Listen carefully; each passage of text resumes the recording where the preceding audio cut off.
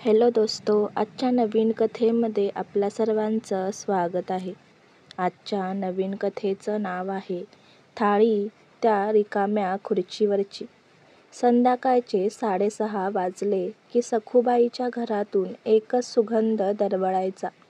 वाफाळत्या भाताचा, तुपाचा आणि भाजलेल्या पापडाचा. घर लहानसं होतं, पण त्या 4 भिंतींमध्ये प्रेम आणि आठवणींचा समुद्र होता. सखूबाईचं आयुष्य साधं पण नियमबद्ध. दर संध्याकाळी त्या थाळ्या मांडायच्या.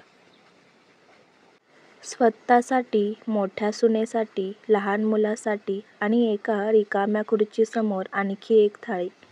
ती खुर्ची कायम तिथंच असायची, टेबलच्या कोपऱ्यात, दिव्याखाली.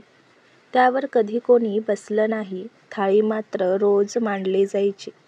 मुलं आणि सुना पहिल्यांदा यावर हसायचे, नंतर रागवायचे आणि शेवटी ते हसूही दयामिश्र झालं. आई, किती वेळा सांगायचं, तो परत येणार नाही. एवढी वर्ष झाली. मोठा मुलगा सुधीर रोज सांगायचा. सखूबाई शांत हसायच्या. थाळी ठेवायची म्हणजे माझं मन शांत राहतं रे. तो कुठेही असेल, भुकेला राहू नये म्हणून. सखूबाईचा धाकटा मुलगा अमोल, घरचा लाडका. गावातला हुशार मुलगा. शहरात कॉलेजला गेला आणि परतच आला नाही. एका अपघाताची बातमी आली. रेल्वे पटरीवर ओळख पटणार नाही इतका जळालेला मृतदेह सापडला असं पोलीस म्हणाले. कपड्यांवरून ओळख पटवली गेली आणि प्रकरण संपलं. पण सखूबाई म्हणाल्या, तो माझा अमोल नाही. आईला ओळखता येतं, माझा मुलगा असा नसेल. सगळ्यांनी त्यांना समजावलं. सुधीरने अंत्यसंस्कार केले. गावात लोकांनी शोक व्यक्त केला. पण सखूबाईच्या मनात अर्धवट वाक्य राहिलं, तो माझा मुलगा नाही. त्या दिवसानंतर रोज संध्याकाळी थाळी मांडली जाऊ लागली, एक त्याच्यासाठी. गावात लोक कुजबुजायचे. ती वेडी झालीये बहुतेक, रोज रिकाम्या खुर्चीवर थाळी ठेवते म्हणे. मुलगा गेल्यानंतर कुणीही सावरलं नाही तिला. पण सखूबाई कुणाचं ऐकत नव्हत्या. त्यांचं जग म्हणजे त्यांचा विश्वास. त्या म्हणायच्या, आईच्या मनी जर एक आवाज आहे की तो जिवंत आहे, तर मी त्याच्यावर विश्वास ठेवणार. कधी-कधी रात्री त्या खिडकीतून बाहेर पाहत बसायच्या. कुठेतरी लांबून एखादा सावळा आकृतीसारखा दिसला की त्या म्हणायच्या, अमोल आला बहुतेक. पण पुढच्या क्षणी तो आकृती धुकासारखी विरून जायची. 15 वर्ष गेली.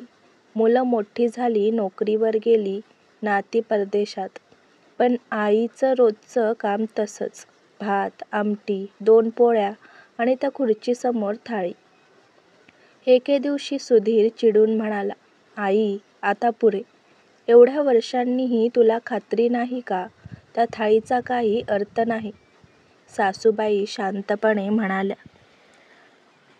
अर्थ आहे रे. तू जेव्हा परदेशात असतोस, तुझा फोटो पाहून मी प्रसाद ठेवते ना, तेव्हा तू येतोस का?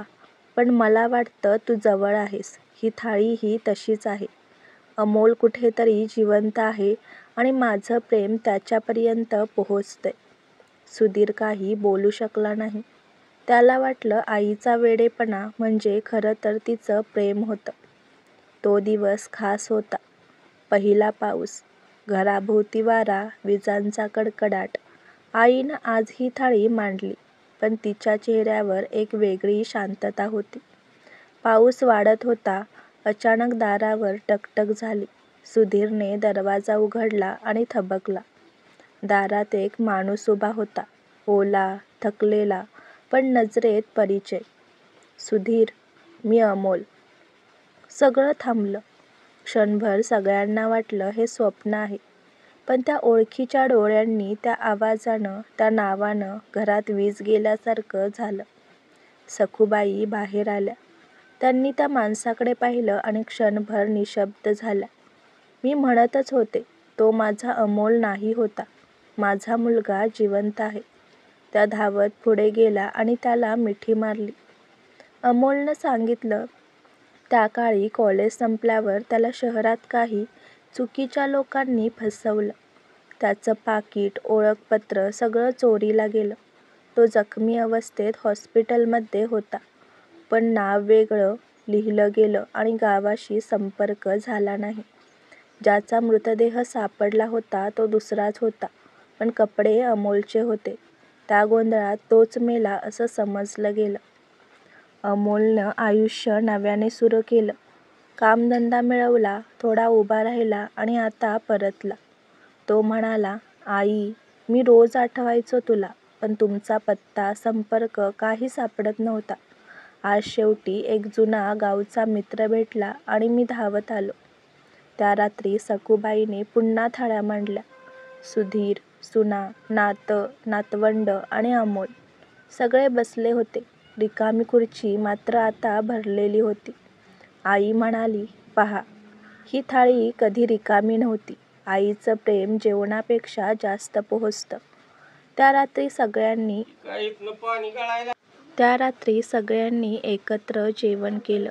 आईच्या डोळ्यातून पाणी आलं, पण ओठांवर स्मित होतं. ती शांतपणे म्हणाली, आज 15 वर्षांनंतर पहिल्यांदा मला जेवणाचा खरा स्वाद लागलाय. त्या घरात अजूनही दिव्याखाली तीच खुर्ची आहे, पण आता ती रिकामी नाही, कारण त्या खुर्चीवर बसलेलं प्रेम कधीही रिकामं नसतं. आजची कथा आवडला असल्यास व्हिडिओला लाईक करा, चॅनलला सबस्क्राईब करा आणि कथा कशी वाटली हे कमेंटद्वारे जरूर कळवा. व्हिडिओ जास्तीत जास्त शेअर करा. धन्यवाद.